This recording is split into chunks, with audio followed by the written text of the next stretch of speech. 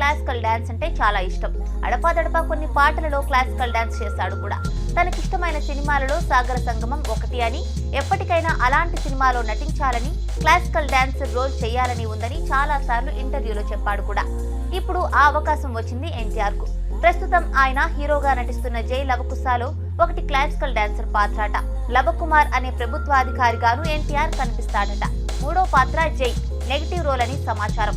ఈ నెల 20న ఎన్టీఆర్ పుట్టినరోజు సందర్భంగా జై లవకుశ ఫస్ట్ లుక్ విడుదల చేయడానికి చిత్ర బృందం సన్నాహాలు చేస్తోంది. 3 గెటప్లని ఒకేసారి చూపించే అవకాశం ఉందట. బాబీ దర్శకత్వం వహిస్తున్న ఈ సినిమాను కళ్యాణ్ రామ్ నిర్మిస్తున్నారు. రాశి ఖన్నా, నివేదా థామస్ హీరోయిన్స్ గా నటిస్తున్నారు. ఈ సినిమా కోసం మ్యూజిక్ డైరెక్టర్ గా అనిరుద్ ను ఎంపిక చేసినట్లు వార్తలు వినిపిస్తున్నాయి. ప్రస్తుతం త్రివిక్రమ్ డైరెక్షన్ లో పవన్ సినిమాకు అనిరుద్ మ్యూజిక్ అందిస్తున్నారు.